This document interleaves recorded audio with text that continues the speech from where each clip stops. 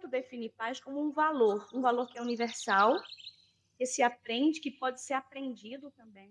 Moro. Moro. Olá, olá, papagaios! Aqui quem fala é a Suzana e hoje eu quero conversar sobre a paz da Amazônia ao mundo. Para isso, eu convidei a Gláucia Maria Lopes Lino, Moro. que é pernambucana, já morou no Pará e hoje vive no Rio de Janeiro. E eu peço para que ela se apresente para nossos papagaios. Moro. Olá, gente, tudo bem? É uma alegria estar por aqui. Receber esse convite da Suzana. Como ela falou, eu sou pernambucana de Barreiros, fica no litoral de Pernambuco, no sul do estado. Eu tenho 49 anos e já no ensino médio fiz formação de professores, que é o chamado magistério, né?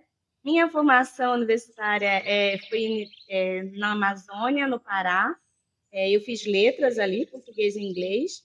E depois, justamente pelo meu compromisso com a cultura de paz, foi esse compromisso que me trouxe para cá, para o Rio, para pesquisar um pouco mais sobre esses caminhos possíveis para a paz. Já tinha um projeto lá com os adolescentes do ensino médio e Fundamental 2, com os quais eu trabalhava, e vim para cá buscando mais conhecimento, e fiz aqui na UFRJ, seja um mestrado e doutorado, sobretudo um mestrado sempre em educação para a paz, na área de ética em educação. Moro.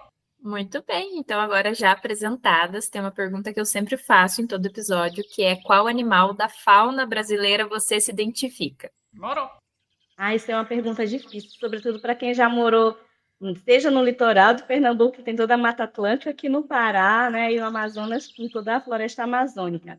Mas eu escolhi um pássaro, inclusive na minha pesquisa todas as crianças tinham nomes de pássaros, porque eu acho uma simbologia bem bacana também. Pássaros, eu escolhi o sabiá, por dois motivos. Primeiro, porque ele é reconhecido em todo lugar. É um pássaro muito, digamos, comum, que é o que eu gostaria que fossem os embaixadores de paz, que estivessem por toda parte. Tanto além de lindo dele, que encanta, né? Tem um outro motivo. A minha avó, com a qual eu cresci, amava sabiás. E as vezes que eu encontro um, inclusive eu tenho dois perto na janela da minha sala de aula, estão morando lá do lado, eu me lembro dela. E ela também tem essa memória afetiva dela, né? Porque ela também foi uma mulher que foi um exemplo para mim de fé, e também de muita garra, né? De não desistir fácil das coisas. Descobri também que em Tupi, sabiá significa aquele que reza muito. Moro. O sabiá é uma ave comum da América do Sul. É conhecido como um pássaro que canta o amor e a primavera. De fácil adaptação, o sabiá está presente em florestas, campos e também nas cidades. No famoso poema Canção do Exílio, de Gonçalves Dias, a ave ganha seu destaque. Minha terra tem palmeiras, onde canta o sabiá. As aves que aqui gorjeiam, não gorjeiam como lá. Moro. Moro. Que lindo! E eu fico muito feliz quando alguém escolhe passarinho. É por isso que eu escolhi o papagaio para mim. E acho que tem sim essa questão dos pássaros, né? E como eles podem simbolizar, não é. Tem a questão da pomba da paz, mas eu acho que todos os pássaros, né, eles têm essa simbologia. E eu acho que você já entrou na nossa próxima pergunta, que é que mulher você gostaria de referenciar, né? Que foi uma referência para você ser quem é. Então, se quiser falar mais um pouquinho. Moro. Então, eu falei da minha avó, né? Que era alguém, assim, uma pessoa muito simples e uma pessoa também muito firme, né? Me ajudou muito a seguir adiante dos meus sonhos. Mas tem uma outra pessoa que eu gostaria de falar. Se trata de Chiara Lubich. Inclusive, ela é digamos assim, o foco da minha pesquisa agora do doutorado, por ser uma educadora e também foi uma mulher que ela foi fundadora, fundou um movimento, ela é uma italiana. Eu a conheci, digamos assim, ao menos à distância, mas a conheci o pensamento dela desde criança. E foi com ela que eu entendi esse modo que eu penso de pensar a paz, digamos assim. Ela, inclusive, é um prêmio Unesco de Educação à Paz, recebeu em 96, ofereceu ao mundo todo um modo de viver a paz, e um modo próprio de pensar a paz. Ela pensa a paz como diálogo, pensa a paz como fruto do amor vivido entre as pessoas, dos vínculos que se podem estabelecer. Chiara Lubich, que é essa pessoa que, para mim, digamos assim, uma que me mostrou um caminho. É um caminho de ver a paz. Eu fico muito contente, Glaucia, com a sua referência. Acho que vai ser uma coisa bem positiva para os nossos ouvintes conhecer também. Você passou por muitos estados do Brasil, viajou muito e estuda bastante. Então, eu queria saber o que é a paz para você. Então, paz é uma palavra que é um pouco difícil de definir, para falar a verdade, né? Que é muito ampla. Eu digo sempre que dentro da palavra paz cabem muitas outras palavras. Inclusive, a gente fez uma atividade lá na escola recentemente com as crianças que cabe dentro da paz, porque a gente pode falar de paz falando de justiça, falando de amizade, falando de vínculos, falando de igualdade, liberdade, são tantas coisas. Mas eu, quando falo de paz, tem bem o perdão, a escuta, a reciprocidade, a responsabilidade, são tantos outros aspectos, nuances, digamos assim. E eu tento definir paz como um valor que é universal, que se aprende, que pode ser aprendido também, e que se pratica a partir do diálogo motivado pelo amor, como Chiara Lubich fala, né? Ela diz que não há paz sem diálogo, e o diálogo precisa de várias pessoas que estejam minimamente de acordo, ao menos o querer dialogar, não o mesmo pensamento, mas que queiram dialogar. Quando eu penso na paz que se pode aprender, é porque eu sou educadora, eu estou na escola e eu creio que ali é um lugar privilegiado para aprendermos juntos. Eu não digo nem só ensinar, porque eu posso saber muito sobre a paz, mas não vivê-la, porque a paz, como ser eu considerar uma virtude, é algo que se coloca em prática. E tem várias possibilidades de colocar em prática. Por exemplo, na escola hoje, nós jogamos o dado da paz, que é esse instrumento pedagógico que eu uso, né, com o projeto Living in Peace, que se fundamenta nesse pensamento de Chiara Lubich. Esse projeto internacional está no mundo inteiro, então tem tantas possibilidades, E um dos instrumentos pedagógicos é o dado da paz, que é um dado de 6 lados, nos 6 lados tem frases que propõem a paz.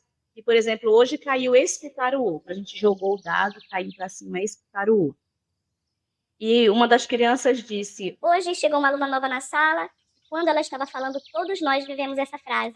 Então, esse construir, e aí dentro você pode dizer, tem respeito, aí dentro tem escuta profunda, tem acolhimento de quem chega, e esse tornar consciente, como você falou, do horizontalizar, né? Eu creio por aí mesmo que as crianças se tornam, no caso, conscientes de que estão construindo uma cultura, que é uma cultura não da desconfiança, que é o desafio de hoje, mas uma cultura do acolhimento. Primeiro eu te acolho, te conheço. Então, eu creio que a paz é isso, né? São esses vínculos que geram a paz. É formada por esses fios, digamos assim.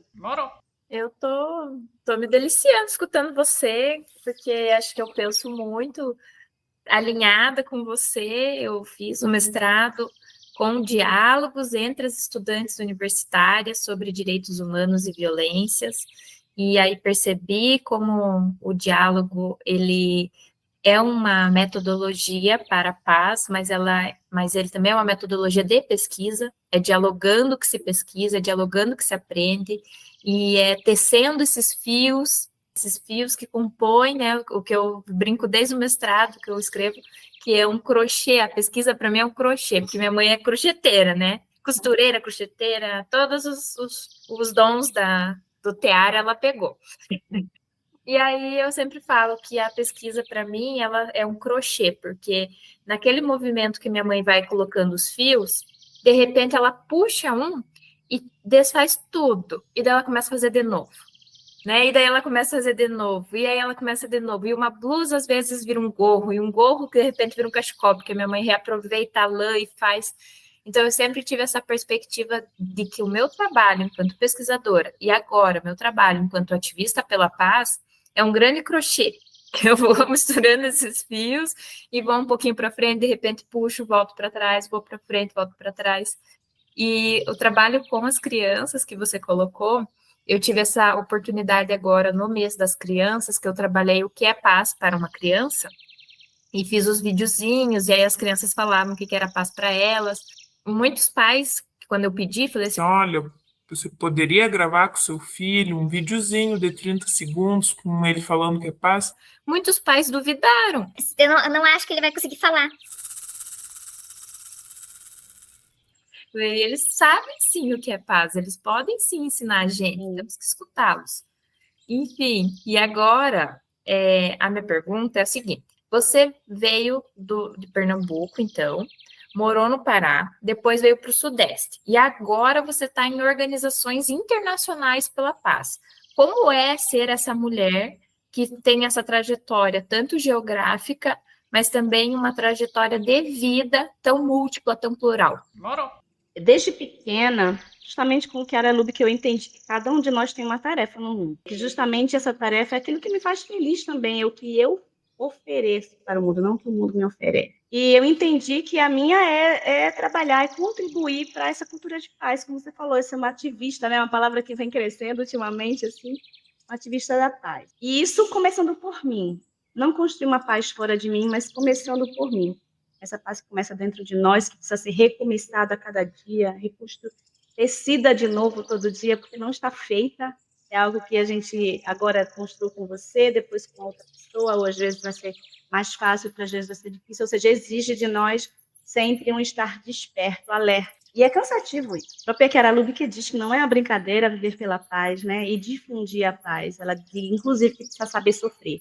Enfim, quando eu cheguei no Pará, eu fiz a faculdade lá, como eu te falei, eu fiz um concurso e fui trabalhar na Natal, ali em Belém. Era um bairro que era conhecido por ter muita violência. Né? Pra você ter uma ideia, na escola onde eu estava, às vezes explodia bomba dentro da escola, às vezes a gente tinha que chegar correndo. Então, essa violência externa que depois chega dentro da escola, né? Então, assim, eu vi o que Maria Montessori diz, né? Quem quer a guerra, prepara a guerra, mas quem quer a paz, negligencia as crianças e os jovens, né? Já que não os prepara para a paz.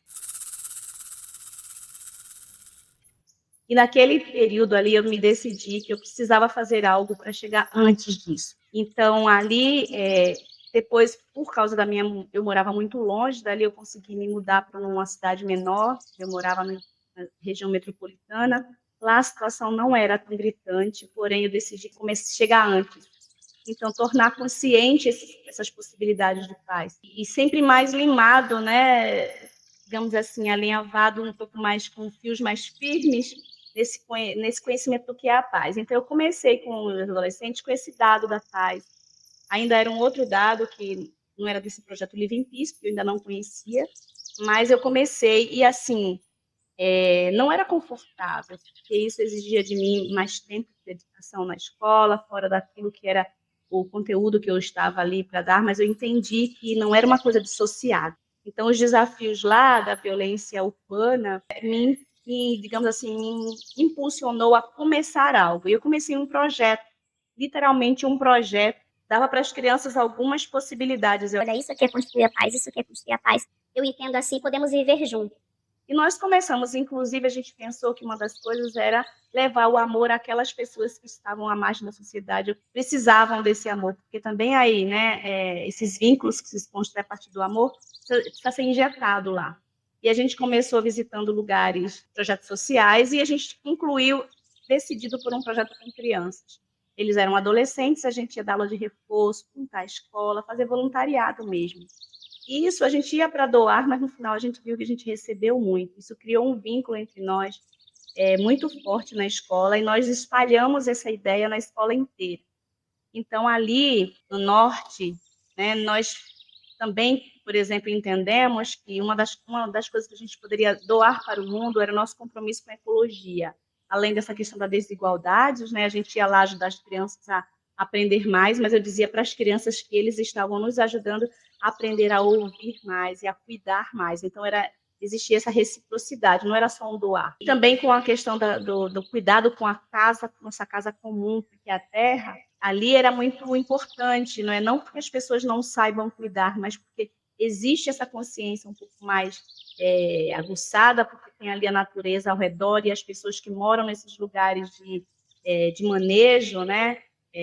Ao redor de Belém tem ilhas lindíssimas que a gente visitou com os adolescentes da escola. Tornar isso, valorizar isso, nos ajudava a cuidar mais.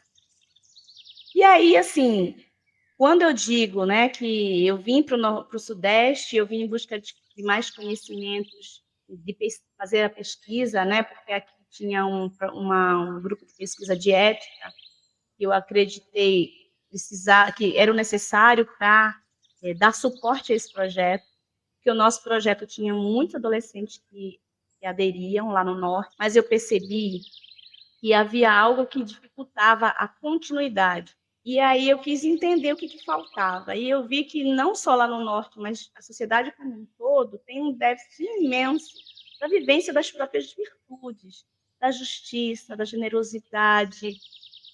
Mesmo a justiça, por exemplo, na pesquisa eu entendi que as pessoas entendiam que era o que é bom para ele, para a pessoa, mas não o que é bom para todos. Então, a questão do bem comum é um déficit imenso que existe nessa consciência do bem comum. E aí, vindo para cá, né, eu precisei me debruçar nos desafios como eu falei, eu trabalhava numa comunidade, perto de uma comunidade que tinha um índice de violência muito grande como dado, mas aí ficava como uma característica desse lugar. Então, que era, para mim, estar aqui e era mergulhar na realidade do povo daqui e me perguntar o que significa paz para estas pessoas aqui. Então, eu precisava dialogar com eles, né? E foi muito bacana ver que aquele lugar chamado lugar de violência, na verdade, era o lugar que sofre a violência. Porque a maioria das pessoas com as quais nós tínhamos acesso, né, as crianças, as famílias, estavam não só dispostos a construir a paz, mas já tinham esses valores. E a gente só os colocou juntos. E isso nos deu depois, com o projeto aqui, eu continuei com o projeto aqui, agora me inserindo no projeto Live in Peace, que é um projeto internacional, essa projeção internacional. O que nos ofereceu? Nós vivemos a paz aqui, no nosso ambiente, mas com esse olhar global, com esse olhar nós para o mundo. Então, o projeto Live in Peace me deu um respiro. Né? Um respiro que eu sei que lá no Nepal tem um grupo que vive a paz, eu sei que lá na Índia, lá vários países da África, tem grupos nossos do Live in Peace que vivem a paz. Tanto que quando as crianças escutam que tem uma situação de guerra ou calamidade natural, eles me perguntam, Gláucia, lá tem alguém do nosso projeto, do nosso projeto? E esse viver a paz aqui, com esse respiro grande, dá sentido às nossas pequenas ações, como esse escutar o outro. Então, esse viver pela paz em rede, como eu digo, né, a gente vive junto com outros, nos dá esse respiro. Por exemplo, agora em julho teve um congresso e encontrei um grupo da Argentina, que é um projeto amigo nosso, e em colaboração conosco tem as mandalas da paz, por exemplo. E o fato de pintar todos os dias, ou de vez em quando uma mandala, você coloca na pauta tema paz. Ou na escola nós fazemos todos os dias, ao meio-dia, o time out. E sabemos que, de acordo com o fuso horário, cada país do mundo que vive desse projeto usa também desse modo, né, para parar um minuto para pensar. Estar em rede nos dá esse respiro. Primeiro, de saber que não estamos sozinhos, e também que estamos colaborando com outras pessoas e que tem outras pessoas, além de nós, que, como a gente diz, faz mais barulho uma árvore que cai do que a floresta inteira que cresce em silêncio. Mas precisamos tornar conhecidas essas ações essas iniciativas, né? E o estar em rede é isso para mim. Além de que o Live in Peace tem um grupo de pesquisa, digamos assim, também procurar fundamentar essas práticas, descrevê-las, analisá-las, para que sejam luz para outras pessoas também. Essas redes. Sim, muito interessante. Eu adorei também conhecer o site do Live in Peace. Acho que tem muitas ideias para os educadores trabalharem, né? Ou assistentes sociais que trabalham em CRAS, em CAPES. Isso. Né? Podem também trabalhar psicólogos, professores, né? Então, pessoas que trabalham em empresas querem também descobrir como trabalhar a paz, como pensar isso, e até para melhorar a convivência, né? E eu acho que realmente ali o site tem muita informação, tem muita coisa bacana, você fica horas ali procurando e vendo tudo que dá para acessar, né? Eu gostei bastante. E acho que você traz toda essa trajetória, desde a educação básica para agora, mostrando que é possível sim trabalhar a paz na escola. Uma coisa que você falou que me chamou muito a atenção, que você disse, dá trabalho, é cansativo, é exaustivo, não é recompensado financeiramente, mas e eu sempre digo uma coisa, quando eu vou falar, palestrar, vou em escola, qualquer lugar, a violência, ela aparece mais rápida para resolver os nossos problemas, né? Então, você chegar em sala e falar, Todo mundo quieto, acabou, não sei o quê. Tá todo mundo sendo, né? aquilo parece mais rápido do que eu conversar com cada aluno, do que eu saber o que é que a turma precisa, entender como é que eles estão se sentindo naquele dia, né? Será que está tudo bem? Será que eles vieram bem de casa? Sim. Será que eles estão com alguma ansiedade? Será que isso está refletindo aqui? Construir a paz é muito mais trabalhoso Claro. do que agir de maneira violenta. Agir de maneira violenta é mais rápido, é mais fácil, no sentido de que você já está pré-programado, né, para ser violento, e a paz ela é muito mais trabalhosa. Então, às vezes eu digo que eu tenho uma raiva quando eu vou em outros congressos que não são de cultura de paz, e aí as pessoas falam assim, Ah, isso da paz é fácil.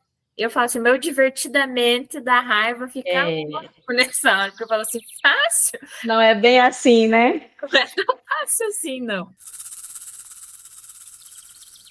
Outra coisa que estudar a paz significa um compromisso. Justamente. E tanto que minha pesquisa, a professora da banca disse uma coisa que ela leu nas entrelinhas e eu concordei e mudei realmente. Ela disse, não é a paz para as crianças, mas com elas. Então, é junto, no caso meu com as crianças, foi com as crianças, não é com elas. E esse com mesmo, é junto. Desculpa, uma coisa que você falou agora que é bem interessante, esses dias eu recebi um feedback que me deixou muito contente, que é justamente desse trabalho a longo prazo, que demora bastante, mas eu estava conversando com a diretora da escola onde eu estou atualmente, e ela estava conversando sobre o feedback que a professora, que pegou minha turma do ano passado, cheguei lá no ano passado, o trabalho feito durante o ano com o projeto Living Peace, com a vivência da paz no dia a dia, ela disse, a professora colhe os frutos até hoje, porque a turma se tornou uma turma coesa, uma turma que vive, na qual eles vivem um pelo outro.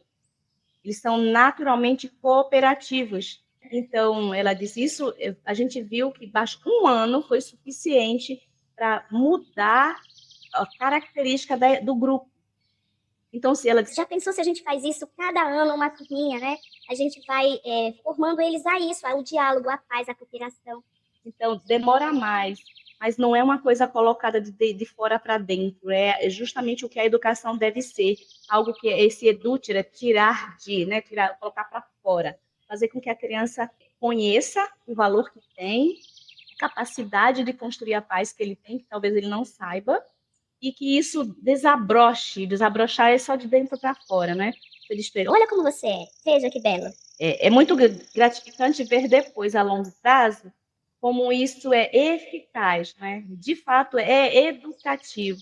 E os pais nos dizem isso também. Então, é muito bacana ver como é possível e é bonito ver depois. Eu digo, eu contemplo sempre essa beleza deles. Assim como é possível educar em tantas direções, é possível educar para a paz. Agora é ao contrário, né? Se você tem uma pergunta para mim, Eu fiquei com vontade de fazer várias perguntas, porque Pode alguns fazer. pontos que você fez, eu queria entender como começou esse teu caminho, esse interesse por esse tema, o que te levou a começar e, sobretudo, a permanecer. Então, eu já tive várias respostas para essa pergunta.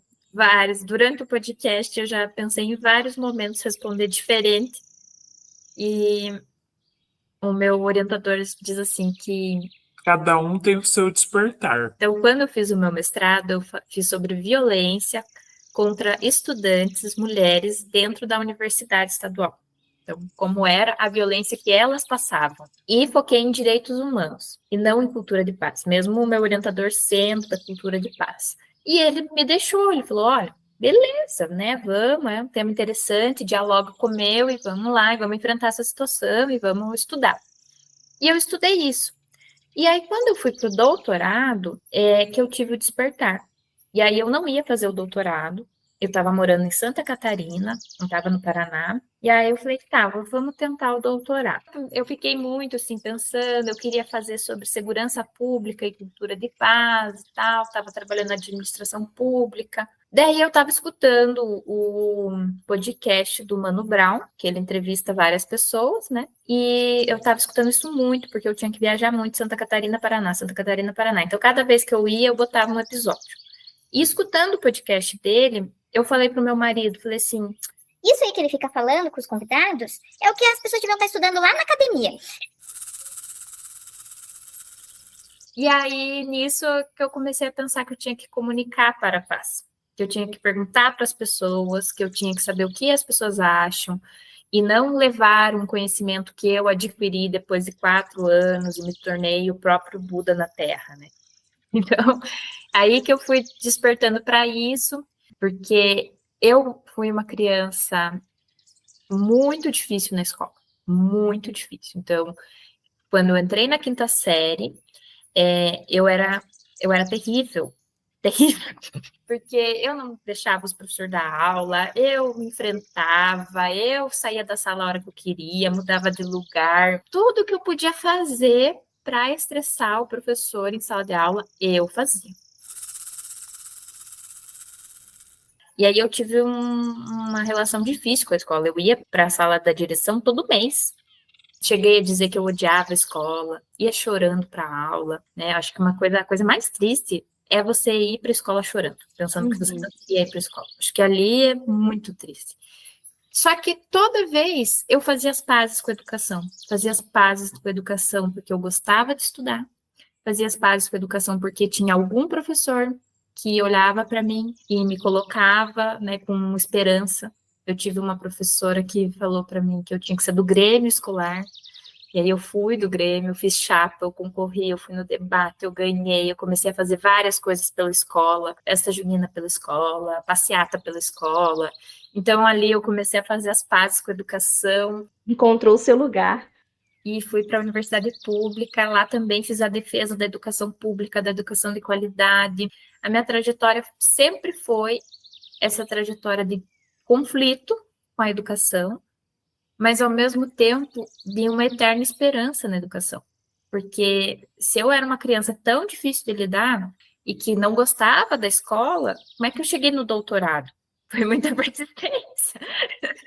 Acho que eu persisti muito na educação. Para alguém que ia chorando para a escola, né? Eu acho que está ótimo conseguir fazer as pazes com a educação. Demorou. O que me faz permanecer é a percepção de que a minha história deu certo, de que eu sim saí de uma jovem, vamos colocar violenta, um discurso violento, sem diálogo, como uma comunicadora violenta, para uma jovem adulta que acredita na comunicação não violenta, que acredita na cultura de paz, que acredita na espiritualidade, que acredita que as pessoas são boas e que as pessoas querem o bem umas para as outras, e elas sabem construir o bem e fazer o bem, né? Elas só precisam acreditar, se motivar para isso, que elas vão fazer o melhor. Graças a muitas pessoas que fizeram o melhor por mim, que deu certo. Sim, também. Demorou. Próxima pergunta é: quais desafios o Brasil enfrenta para a paz? Numa perspectiva que você tem esse conhecimento de várias regiões do país, queria saber se você tem mais alguma coisa para contribuir para nós pensarmos esses desafios. Então, eu acredito que não se pode falar de paz quando a gente tem tanta desigualdade. Então, esse é um tema muito importante. O tema do racismo é outro também, porque entra o desrespeito. E tantos outros nessa linha aqui, né, da desigualdade. Eu creio que são os desafios. Quando a gente não reconhece como desafio, se torna daí um problema, né? E impedem os relacionamentos baseados na confiança e a paz espera, né, que se tenha, né? Então, assim, eu creio que são desafios grandes, porque se eu penso quantas vezes os meus alunos não podem chegar na escola onde eles moram, e eles moram lá por questões de desigualdade, está tomada pelo tráfico ou pelas lutas entre os vários grupos que impedem os direitos, que é o direito à escola, o direito a ir e vir, né?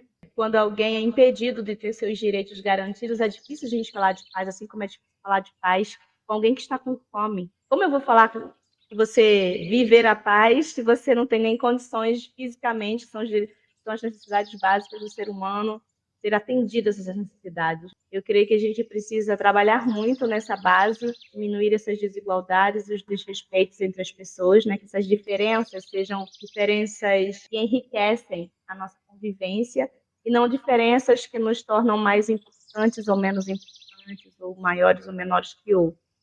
Eu creio que a gente precisa enfrentar essas dificuldades, esses desafios, para poder construir a paz. Precisa da generosidade das pessoas, precisa da vontade de querer entender isso como um desafio. Se eu falo do racismo estrutural, por exemplo, se eu não reconheço uma situação diminui o outro, faz sofrer, eu estou indo num caminho diferente daquele que a gente quer construir, que são esses vínculos de amizades verdadeiras que a paz nos proporciona, não é?